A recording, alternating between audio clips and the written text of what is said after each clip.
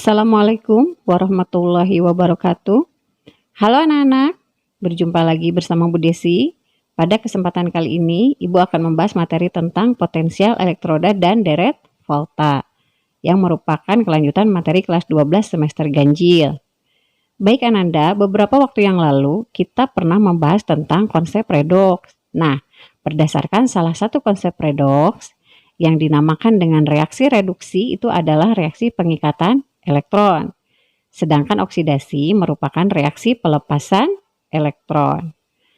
Nah, kemampuan suatu zat untuk mengikat atau menyerap elektron atau kita katakan mengalami reduksi dinamakan sebagai potensial reduksi. Contohnya, larutan Cu2+ jika menangkap 2 elektron akan membentuk endapan Cu dengan potensial sebesar positif 0,34 volt. Sementara kemampuan untuk melepaskan elektron atau dikatakan mengalami oksidasi ini dinamakan sebagai potensial oksidasi. Contohnya, reaksinya kita balik.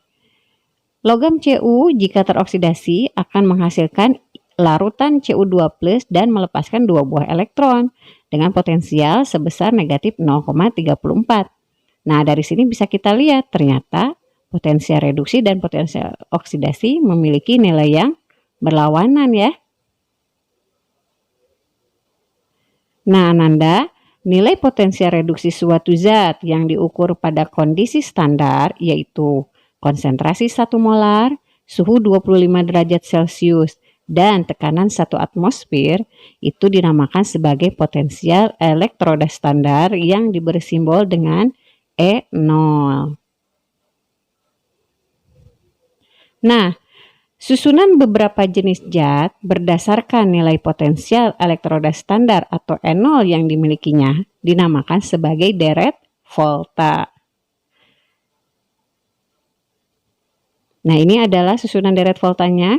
Mulai dari sebelah kiri ya, litium, kalium, barium, kalsium, natrium, magnesium, aluminium, mangan, air atau H2O, Zn atau seng, kromium, kemudian ferum atau besi, Cd atau kadmium, kobal, nikel, stannum atau Sn, Pb atau timbal, hidrogen, Cu atau tembaga, Hg atau raksa, Ag atau perak, platina, dan aurum. Nah, karakteristik deret volta ini Ananda, dari kiri ke kanan akan memiliki nilai E0 yang makin kecil. Kemudian sifat logamnya makin mudah teroksidasi, makin mudah melepas elektron, atau logam bersifat reaktif, dan memiliki sifat reduktor yang semakin kuat. Sebaliknya, makin ke kanan, maka nilai E0-nya semakin besar. Semakin mudah mengalami reduksi, semakin mudah menangkap elektron atau logam bersifat tidak reaktif, dan sifat oksidatornya semakin kuat. Nah, berikut ini adalah tabel deret volta yang disertai dengan nilai potensial dari masing-masing selnya. Ya, bisa kita lihat di sini litium yang sebelah kiri memiliki potensial elektroda yang paling kecil yang bernilai negatif 3,04 volt. Dan semakin ke kanan ini nilainya akan semakin positif. Sampai diperhatikan di sini ya, untuk elektroda H nilai E0-nya di sini adalah 0. Nah, sebetulnya nilai 0 ini bukan berarti H tidak memiliki potensial elektroda. Tetapi H di sini digunakan sebagai elektroda pembanding untuk mengukur besaran potensial elektroda dari logam-logam yang lain. Ibu contohkan misalkan ya, untuk mencari potensial dari Pb, maka elektroda Pb disandingkan dengan elektroda H. Nah, setelah disandingkan dengan elektroda H, ternyata ada beda potensial atau selisih sebesar 0,13. Tetapi potensial 0,13 ini letaknya di sebelah kiri atau lebih rendah dari potensial H. Maka potensial Pb diberi nilai negatif 0,13. 13 dan susunan logamnya dalam deret volta disimpan di sebelah kiri H. Nah, untuk logam di sebelah kanan H, misalnya di sini Cu ya. Cu dituliskan memiliki potensial sebesar 0,34 volt karena ternyata setelah elektroda Cu disandingkan dengan elektroda H, terjadi perubahan beda potensial yaitu sebesar 0,34 dan letaknya itu di kanan daripada H. Maka urutan Cu dalam deret volta disimpan di sebelah kanan H dan potensialnya diberi nilai positif. Nah, anak-anak, untuk menghafal deret volta ini tentunya tidak mudah ya. Nah, bagaimana cara yang lebih mudahnya? Cara yang lebih mudah yaitu dengan menggunakan jembatan keledai. Ya, kalau yang Ibu gunakan jembatan keledainya adalah lihat kalau Bapak Kaisar nanti meninggal, alamat mana air di zaman cerita Fir'aun cadas. Cobaan Nabi Sulaiman pemberantas buta huruf. Huruf hangus agak pahit au. Nah, seperti itu ya. Contoh jembatan keledai. Nah, Ananda juga bisa mencoba untuk membuat jembatan keledai sendiri dengan kata-kata yang lebih Ananda pahami, yang lebih kekinian ya. Itu tidak apa-apa, yang penting bisa memudahkan kita untuk menghafal deret volta. Banyak sekali ya variasinya. Bagaimana? Kita lanjutkan. Nah, Ananda, kereaktifan sifat logam yang terletak di sebelah kiri dari deret volta ini menyebabkan logam tersebut dapat mendesak atau mengendapkan logam yang ada di sebelah kanannya dalam deret volta. Nah, untuk lebih memahaminya, kita lihat percobaan berikut ini ya, namanya percobaan daya desak logam. Bahan yang dibutuhkan: lempengan besi, lempengan tembaga, seng, dan magnesium. Larutan yang dibutuhkan: CuSO4, ZnSO4, dan Al2SO4 3 kali, serta agenitrat. Langkah kerjanya, yang pertama kita akan menguji kereaktifan logam besi. Disiapkan 3 larutan CuSO4, Al2SO4 3 kali, dan ZnSO4. Kepingan besi kita masukkan yang pertama ke larutan CuSO4, ke larutan ZnSO4, dan ke larutan aluminium sulfat. Kemudian didiamkan 1 hari. Setelah 1 hari, ternyata larutan CuSO4 berubah warnanya, yang asalnya biru menjadi hijau muda, dan muncul endapan berwarna merah kecoklatan di dasar beker gelas. Ini membuktikan bahwa besi bersifat lebih reaktif daripada Cu, sehingga bisa mendesak ion Cu dari larutan garamnya. Tetapi pada 2 larutan yang lain ini tidak terjadi perubahan apa-apa. Jadi logam besi tidak sanggup mendesak logam Al dan Zn. Artinya logam besi kurang reaktif dibandingkan Zn dan Al. Berikutnya kita akan menguji kereaktifan logam Cu. Yang dibutuhkan larutan agenitrat, larutan aluminium sulfat, dan seng sulfat. Nah, logam tembaga kita masukkan ke perak nitrat, aluminium sulfat, dan seng sulfat.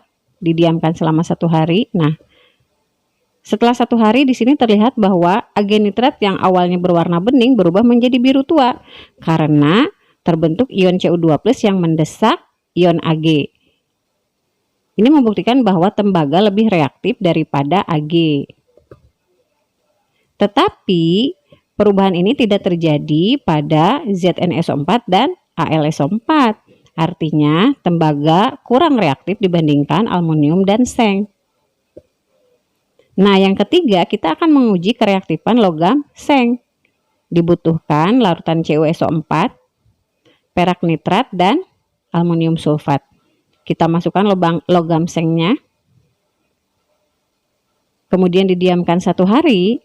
Setelah 1 hari, kita bisa lihat bahwa pada larutan CuSO4 muncul endapan Cu di dasar beker gelas.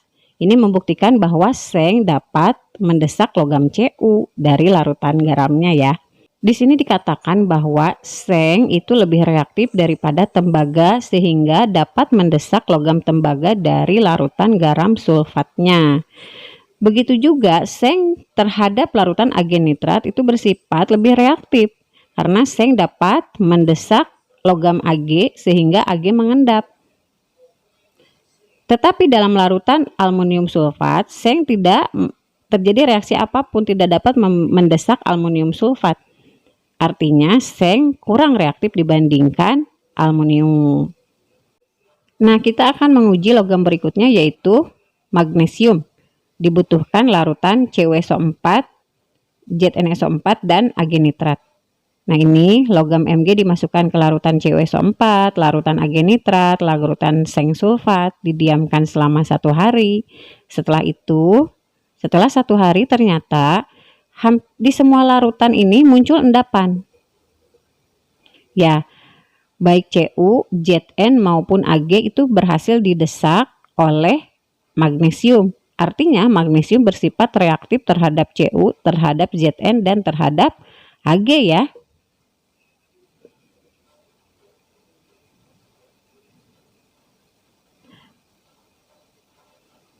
Nah, dari percobaan ini Ananda, kita bisa mengambil kesimpulan bahwa magnesium bersifat lebih reaktif dibandingkan logam-logam yang lain.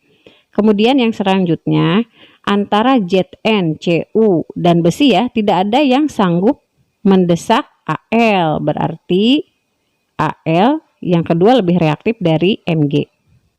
Kemudian Zn itu bisa mendesak Cu dan Ag, berarti lebih reaktif ya. Kemudian besi juga bisa mendesak Cu, berarti besi lebih reaktif daripada Cu. Dan kemudian setelah itu bisa mendesak Ag. Nah, dari hasil percobaan yang pertama, Ananda, bisa kita lihat, kita menggunakan logam Fe untuk mendesak Cu, Fe untuk mendesak Zn, Fe untuk mendesak Al. Ternyata dari video yang tadi kita lihat ya, terbukti bahwa Fe bisa mendesak Cu dengan reaksi Cu2+ tambah Fe solid akan menghasilkan Fe2+ dan Cu yang solid. Di sini Fe mengalami oksidasi dengan cara larut dan mendesak logam Cu. Cu-nya diendapkan menjadi Cu yang berfasa solid. Nah, reaksi ini kita sebut sebagai reaksi yang spontan karena terjadi secara serta-merta. Nah, untuk reaksi yang kedua, ternyata Fe tidak berhasil mendesak Zn, tidak terjadi perubahan apapun.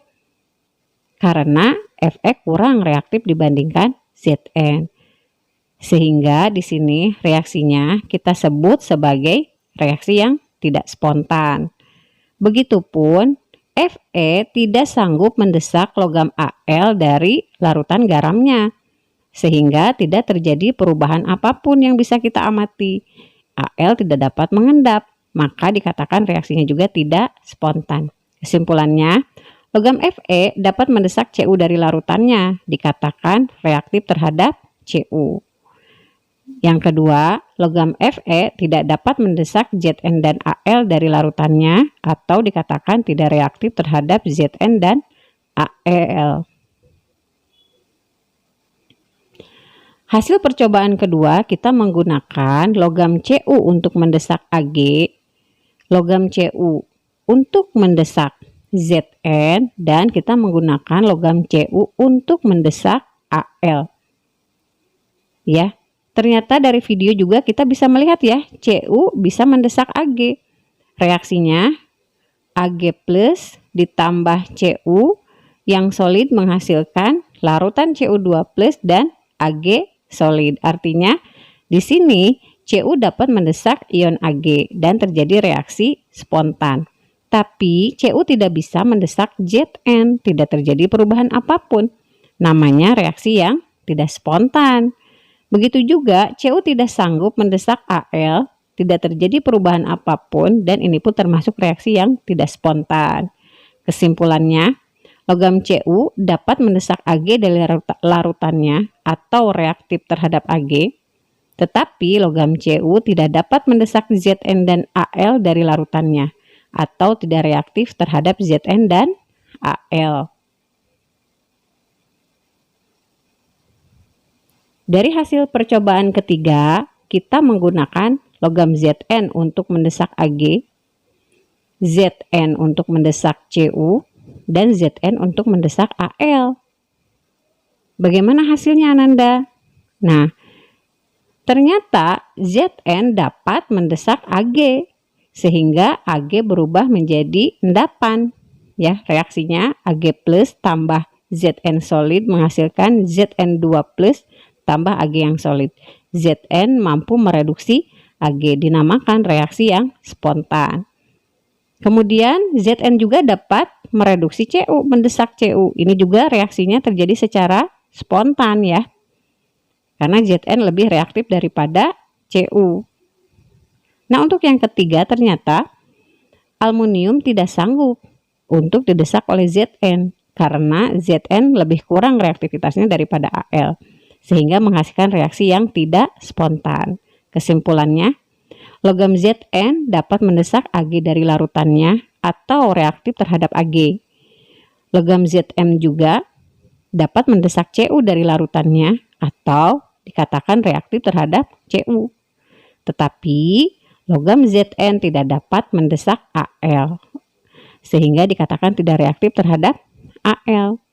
Jadi di sini Al yang lebih reaktif antara Zn, Cu, dan Ag ya.